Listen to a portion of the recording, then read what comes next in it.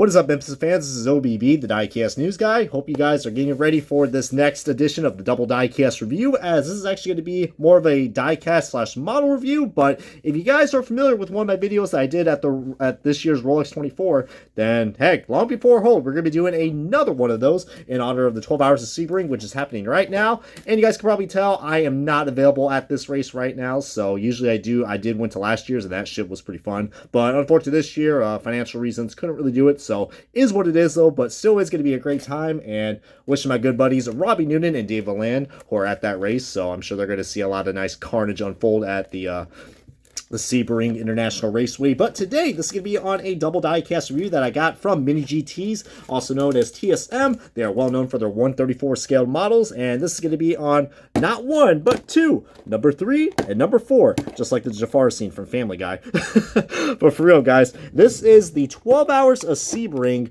Chevrolet Corvette C8.R number 3 and number 4 from the 2021 12 Hours of Sebring. Now, if you guys can probably tell, usually you think of Corvettes, where's the bright yellow?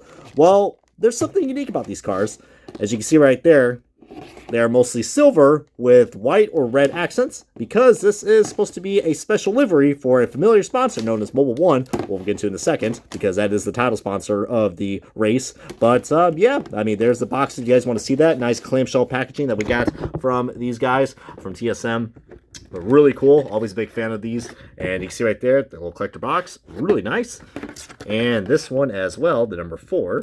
Feel free to comment below which one you guys like more, 3 or 4, as we're going to kick off this diecast review, the official unboxing of the double diecast review of the 2021 IMSA 12 Hours Sebring Corvette set. And alrighty, guys, we got these diecasts out of their box, and man, before we get on to this very detailed 164 scale model diecast, let's look at the nice little accessories that you get with this, which of course come with the collector boxes. For anybody who is, new to the Mini GTs, this is what they come in, so you have 2 different ways of displaying it, keep in the clamshell packaging, or get them in the collector box, which, brings back a lot of good memories being an OG NASCAR Thinness collector, so glad they do that. You can see there's the 3D render of the car, looks pretty darn accurate, so at least we got some accuracy in this company that makes model scale diecast. And then here is the number 4, which is a little more plain Jane, but still is really nice with the white accents. So really cool. But yeah, we're going to get on to more of these cars as, yeah, here we guys go. Here is the double diecast review of the IMSA 12 Hours of Sebring 2021 set for the Corvette, the Chevrolet Corvette C8.R.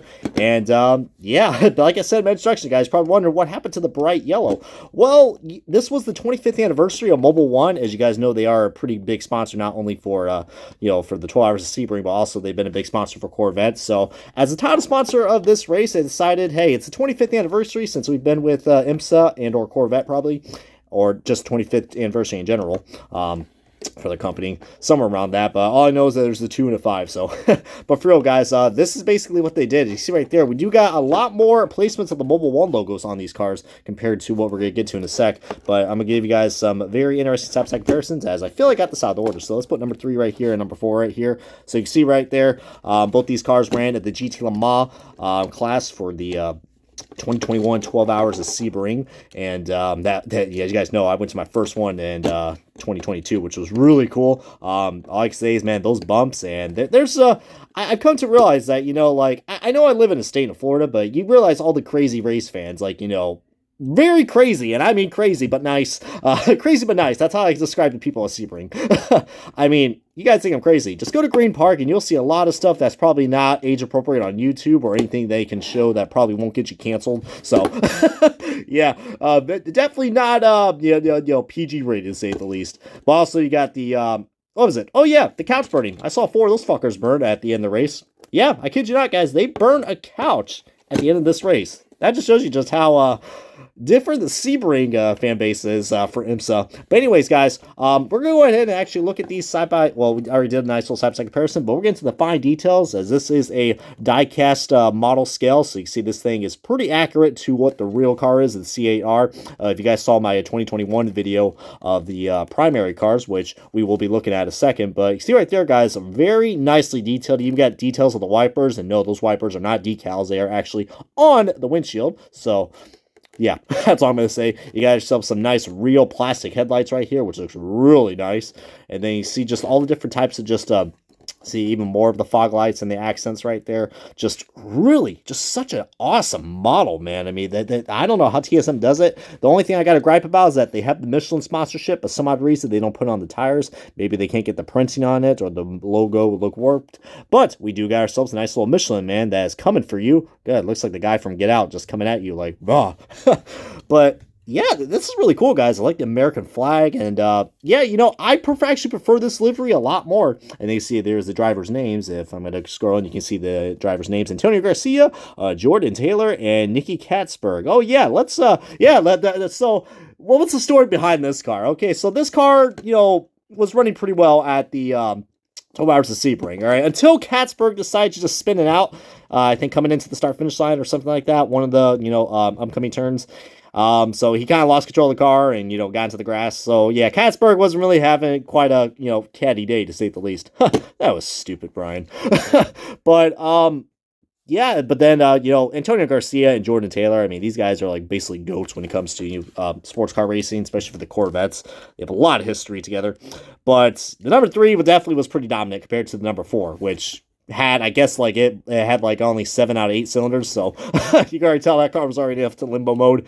But what was interesting about this car is that this car nearly won the 12 hours of Sebring. And I say nearly because when it came down to, like, let's say 10 minutes less, like 10 minutes left on the clock, all right, I think it was like down to like 8.5 minutes. Let's just say the good friends at BMW decided to just become a train wreck and just wreck everybody that was in their path. And that included your GT Le Mans winner, or your GT Le Mans leader at the time, which was Antonio Garcia, I believe. So yeah, number 25 of BMW just literally yeeted this car out. He not only hit it once, but twice. But he also wrecked out, I think, the 01, the 01 for Scott Dixon's Cadillac, I believe, for Chipping Icy Racing. And guess who won the race? It wasn't not this car. This car even got into the podium because of that freaking 25 Beamer. I mean, good Lord. Probably says a lot about their history with car making.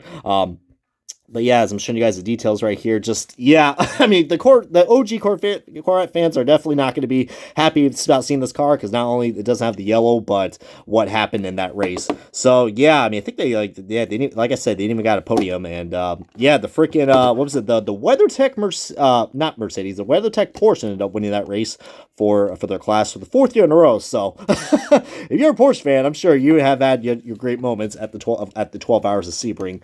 But now we're going to be looking at the number 4 car, as this one is a little more obsolete. You know, as you can see, there is a little bit more. It kind of looks like the gray is a little more different. Well, that's just my camera being weird. But you see, instead of the red line, we got ourselves just a white line, which doesn't look too bad. I do like that on the Mobile One. But you see how there's more white and different accents on this car. The curvatures, I mean, just really, really nice, sharp-looking details that we got right here, guys. For a 1/64 scale diecast, I don't think you can probably see anything else. And yeah, the only thing I got to say about this is that the wings are definitely very easy to break off, so they remind me of like a NASCAR COT.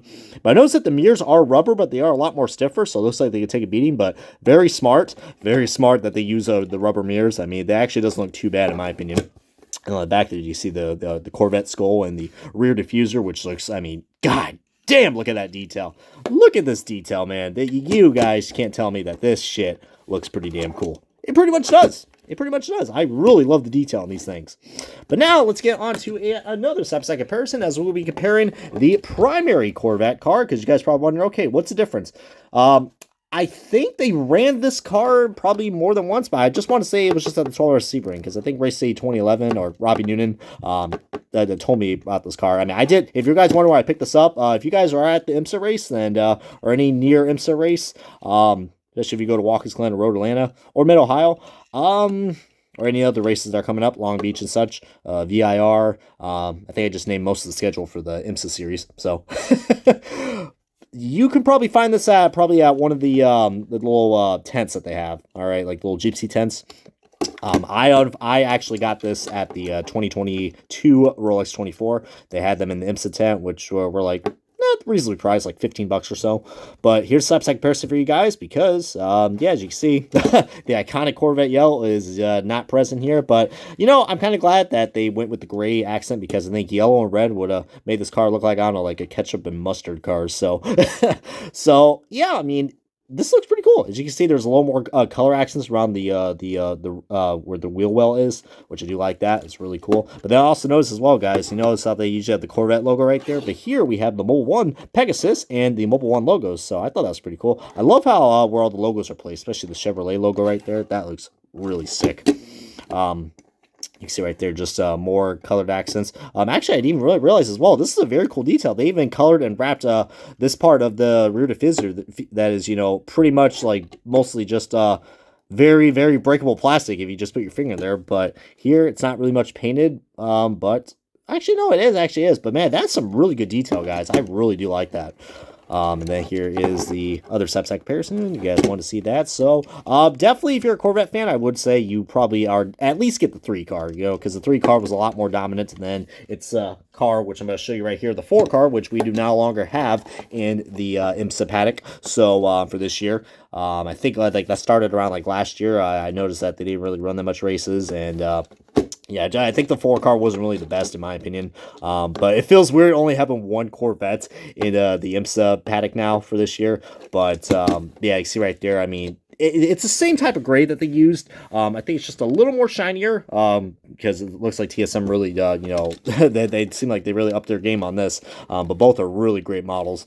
But just, but you see what I mean, guys? The mirrors are a little more flexible here, but here they're a little more stiffer, just a little bit, but not by much. But again, just fantastic detail from TSM, man. I'm so glad you guys are actually liking this, guys. You know I review a lot of NASCAR stuff, but man, like I really appreciate you guys, you know, with the views I got from the 24 hours of Daytona a Magnus Racing Rolex Racer car. So hopefully this one's going to pop off pretty good as well. I mean, it probably should because this is a Corvette. But yeah, I mean, look at that, guys. The white accents, really nice, really nice. Feel free to comment below which Corvette is your favorite for the number 3 and the number 4, and which one's your favorite overall. I mean, I'm assuming everyone's going to say the yellow Corvette, but yeah, definitely I would say recommend. I thought these cars were going to dry up, but there still is a few left. But get them while you can, guys. It's probably not going to be as rare as the Rolex Racer because that was only one of 1,800, while these are one of 3,600. So yeah. But anyways, I hope you guys are enjoying the rest of the Rolex. Well, not the Rolex race. I hope you guys are enjoying the 12 hours of Sebrings race. And yeah, who knows? Maybe the Corvette's actually leading. But yeah, that's pretty much all I gotta say. So feel free to comment below and tell me anything else you guys want to say in the comments, as this is going to be the wrap-up video of the double diecast review of these IMSA diecast for the 2021 12-hour Sebring Corvette C8Rs.